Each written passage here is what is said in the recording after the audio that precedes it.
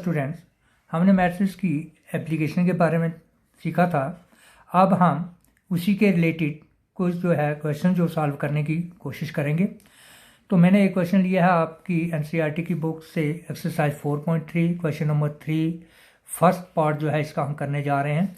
तो ये हमारे पास क्वेश्चन है, find the value of K if the area of the triangle is 4 square unit and the vertices are. इसके vertices भी हमें दिए गए हैं और इसका एरिया दिया गया है। हम ये सॉल्व करने जा रहे हैं। हमने ये लिख दिया है कि इसके वर्सेस ये है। तो ये इसको जब हम बनाएंगे डिटर्मिनेंट्स की ऑर्डर में तो ये इसके वर्सेस हैं। तो अगर हम इसको इस तरह से डिटर्मिनेंट बनाते हैं तो ये हमारा डिटर्मिनेंट नहीं बन पाएगा, क्योंकि ये 3 रो 2 कॉलम है। तो जब इसको हम ट्रायंगल फॉर्म में लेने के लिए हमें ये डिटर्मिनेंट जो है वो इस तरह से बनाना पड़ेगा कि 0 4 0 0 2 और इसको 3 रो है 3 कॉलम, इसको यहाँ 1 1 देंगे जैसे हमने ट्रायंगल का एरिया जो है वो लेना है। तो ये एक डिटर्मिनेंट बन जाएगा डिटर्मिनेंट फॉर्म में। अब ट्रायंगल का एरिया जो है वो निकालना हमें पता है। वो कैसे निकालते हैं? ट्रायंगल का एरिया 1/2 से इसको मल्टीप्लाई करेंगे 1/2 और इसके वर्सेस लिखेंगे, लास्ट में 1 1 लिखेंगे। तो ये हमने इसके वर्सेस थे ट्रायंगल के और इसका जब हम ये एरिया निकालेंगे तो ये एरिया निकालने का फार्मूला मैंने लिख दिया है। तो पहले इस चीज़ को थोड़ा सॉल्व कर लेते हैं और देखते हैं ये आता क्या है और उसके बाद हम ये अप्लाई करेंगे। ट्रायंगल का एरिया कैसे निकालेंगे? तो ये ट्रायंगल के एरिया में इसके वर्सेस, तो के की वैल्यू हमें फाइंड आउट करनी है। This is equal to 1/2।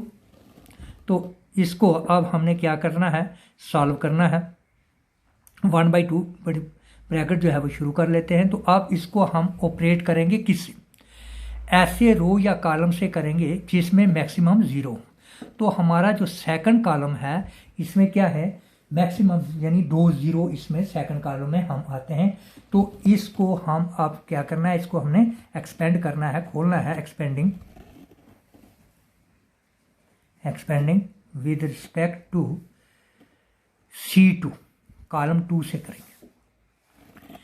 तो ये 1/2 तो हमने पहले लिख दिया है ये वाला। अब कॉलम 2 से हम कर रहे हैं, जो फर्स्ट जो इसका एलिमेंट है वो भी 0 है, सेकंड भी 0 है, थर्ड वन लेंगे वो क्या है 2 है। लेकिन 2 से पहले इसकी साइन को हमने डिसाइड करना है कि कौन सी साइन आएगी। उसके लिए हमें क्या करना होता है, -1 रेज टू पावर, ये किस रो और कॉलम में है, थर्ड रो में है। और कॉलम कौन सा है, कॉलम 2 है। 3 + 2 इसको लिखेंगे तो इंटू 2, ये वाला 2 आ गया। अब आगे जो डिटरमिनेंट हमारा बनेगा वो इस रो और कॉलम को हम छोड़ देंगे, इस रो और कॉलम को छोड़ देंगे। बाकी क्या बचा हमारे पास बच गया K 1 4 1, ये डिटरमिनेंट आ जाएगा। अब इसको सॉल्व करने की कोशिश करेंगे आगे further.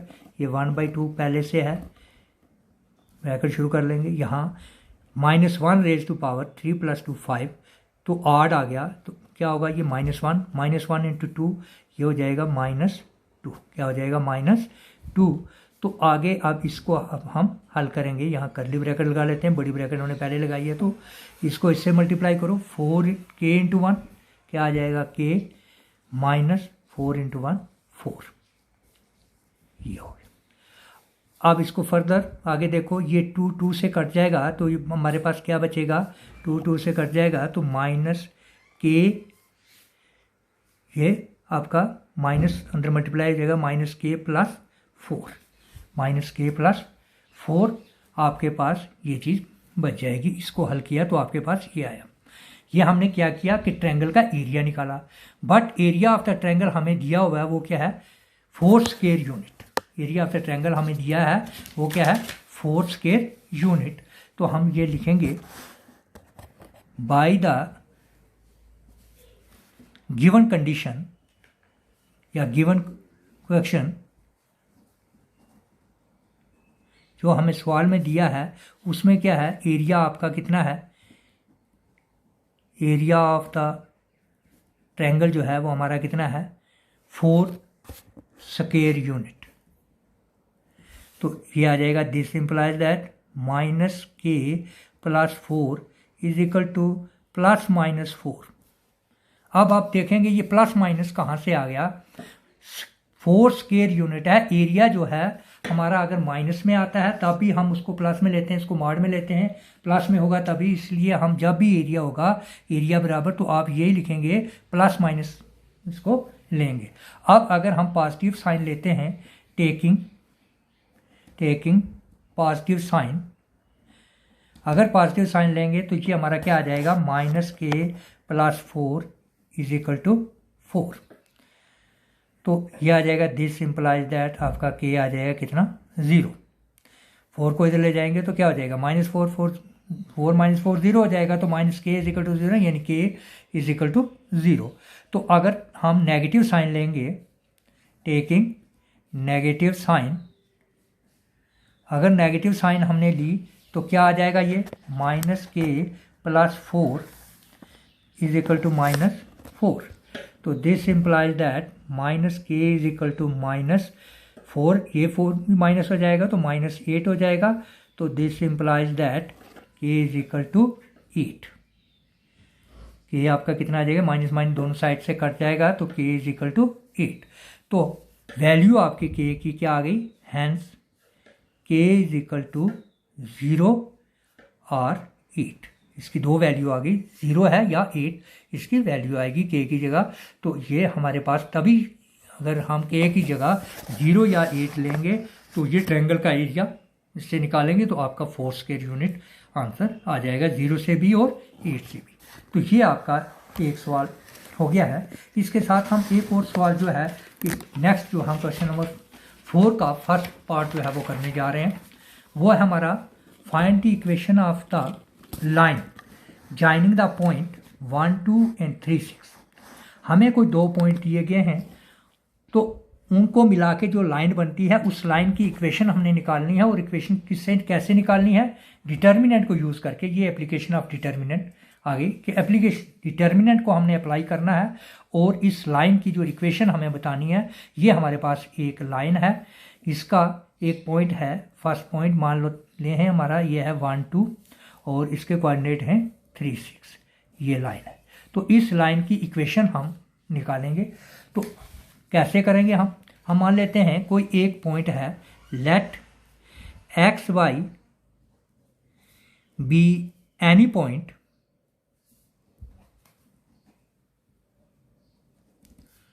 On the line joining the points.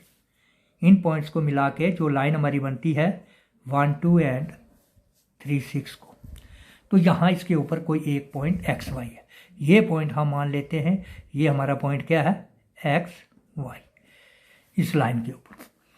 तो अब ये पॉइंट, तीसरा पॉइंट भी इसी लाइन के ऊपर आ गया। हमने क्या करना है, डिटर्मिनेंट से हमें ट्रायंगल का एरिया निकालने वाला फार्मूला मालूम है। तो हम क्या मान लेते हैं कि पॉइंट मान लो ये कहीं ये ऊपर अगर ऐसे है तो ये ट्रायंगल बन जाएगी, बट ये पॉइंट इसके ऊपर है, इसका मतलब एक लाइन यहाँ से यहाँ फिर यहीं पहुँच दिया, इससे भी इधर आके इसी पर पहुँच दिया।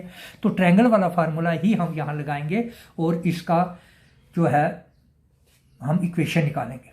तो यहाँ पर ट्रायंगल वाला एरिया निकाल के, यहाँ ट्रायंगल बन नहीं पा रही है, इसके ऊपर ही आ गई, तो इसका मतलब इस ट्रायंगल का एरिया क्या होगा, 0 होगा। एरिया क्या होगा, 0 होगा।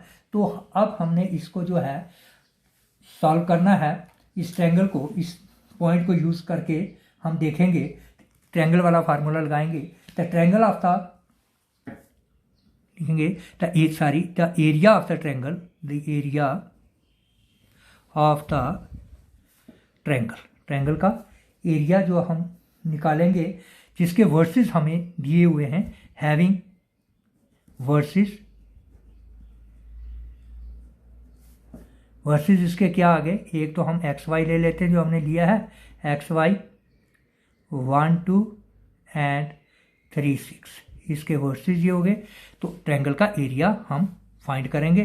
तो इसका एरिया जो है वो 0 होगा। क्यों होगा कि ये तीनों पॉइंट एक ही लाइन पर हैं, तो इसलिए हम इसको ऐसे लिखेंगे, देयरफॉर 1/2, ये फार्मूला है ना ट्रायंगल का एरिया निकालने का। तो इसके वर्सेस लिखेंगे, वो क्या है, एक्स वाई 1, 2, 3, 6। तो ये डिटर्मिनेंट तो नहीं बनेगा, इसलिए हम यहाँ क्या करते हैं, 1, 1 लगाते हैं। अब 3 × 3 में बन गया, तो ये इस ट्रायंगल का एरिया निकालने का फार्मूला है। और ये पॉइंट जो क्या है, कोलिनियर है, एक ही ट्रायंगल के ऊपर है, यानी ये पॉइंट जो हमारा है इसके ऊपर है, लाइन के ऊपर जो थर्ड पॉइंट हमने लिया है, तो पॉइंट हमारे कोलिनियर हो गए। इट मीन्स तो ये ट्रायंगल का एरिया क्या होगा, 0। कोलिनियर मैंने इसलिए कहा है कि कई बार आपको ये बताना पड़ेगा कि ये तीनों पॉइंट क्या हैं, कोलिनियर हैं या नॉन कोलिनियर। तो वही फार्मूला लगा के आप इस एरिया निकालेंगे। अगर आपका एरिया 0 आ जाएगा तो इसका मतलब पॉइंट कोलिनियर है। ये तो हमने पॉइंट लिया इसी के ऊपर है, तो इसलिए इसका एरिया क्या है, ये 0 आना चाहिए। क्या आना चाहिए, 0 आना चाहिए। इसको अब आप क्या करेंगे, हम सॉल्व करेंगे। तो इसको लिख लेते हैं, एक्सपेंड करते हैं, एक्सपेंडिंग विद रिस्पेक्ट टू हम R1 से करते हैं। तो R1 में ये 1/2 तो पहले से इधर आ गया, इसको हम ऐसे करके बड़ी ब्रैकेट जो है वो स्टार्ट कर लेंगे, क्योंकि ये 1/2 जो है सबसे मल्टीप्लाई हो रहा है। इस 1/2 को अगर इधर भी ले जाएंगे तो जब ये इधर जाएगा तो 2/1 तभी ये 0 बन जाएगा। नहीं भी करो, वैसे भी हम डायरेक्ट इसको कर सकते हैं, ये 1/2 इधर जाके 0 भी हो सकता है, आप वैसे भी कर सकते हैं। तो अब हमने लिख दिया तो हम इसको ऐसे भी कर लेंगे। तो यहाँ क्या है, ये x पहले R1 से कर रहे हैं, x आ गया। तो इसके आगे डिटरमिनेंट आप कौन सा बनेगा, इस फर्स्ट रो और फर्स्ट कॉलम को छोड़ देंगे तो यहाँ क्या आ जाएगा, 2 1 6 1। तो मैंने यहाँ इसको डायरेक्ट लिख दिया क्या कि x जो है हमारा कहाँ पे है, फर्स्ट रो और फर्स्ट कॉलम में। तो -1 रेज टू पावर 1 1 1 + 1 2 हो जाएगा ना, प्लस का आएगा, इसलिए हमने प्लस x लिखा। तो अब यहाँ ये हमारा आएगा -y। क्यों -y, इसलिए आएगा कि ये y कहाँ पे है, फर्स्ट रो और सेकंड कॉलम। 2 + 1 क्या बनेगा, 3 -1 रेज टू पावर 3, तो -1 होगा, इसलिए -1 को जब y से मल्टीप्लाई करेंगे तो -y बन जाता है। तो यह आ गया आपका -y। अब इस सेकंड कॉलम और फर्स्ट रो को छोड़ के बाकी हमारा क्या बचेगा, इधर 1 1 3 1 1 1 3 1, ठीक है। उसके बाद अब ये +1 आएगा। क्यों आएगा, ये फर्स्ट रो और थर्ड कॉलम, 1 + 3 4 हो जाएगा, इवन नंबर आएगा, इसलिए ये पॉजिटिव रहेगा। तो अब हमने इस रो को छोड़ दिया, इस कॉलम को छोड़ दिया, तो क्या बचा इधर 1 2 3 6। तो बड़ी ब्रैकेट को बंद कर लो। This is equal to 0, this is further equal to 1/2 bracket के अंदर ये आ जाएगा x इंटू 2 × 1 2 - 6 × 1 -6। ये क्या आ गया हमारा, 2 1 2 और 1 और 6 6 1 6 माइनस y। तो इधर आ जाएगा आपका 1 × 1 हो गया 1 -3 1 3, ये आ गया आपका +1 6 1 6 -3 2 6। This is equal to 0। This is further equal to, या सर यहाँ दिस इम्प्लाइज दैट 1/2 ये आपका आ जाएगा बड़ी ब्रैकेट के अंदर, ये क्या होगा -4x, x -4 बचेगा। यहाँ क्या बचेगा, -2 और माइनस क्या हो जाएगा, +2y। ये क्या आएगा, 6 - 6 0 को 1 से मल्टीप्लाई करेंगे, 0 बन गया, 0 इज इक्वल टू 0। तो this is further equal to, this implies that 1/2 को इससे मल्टीप्लाई करेंगे तो क्या आ जाएगा, -2x + y is equal to 0। तो दिस इम्प्लाइज दैट, इसको हम सीधा करके ऐसे भी लिख सकते हैं, यहाँ से माइनस कॉमन लेकर उधर ले जाएंगे, ये भी हो सकता है, या इसको हम ऐसे भी लिख सकते हैं 2x - y is equal to 0। ये आपकी है which is the required equation.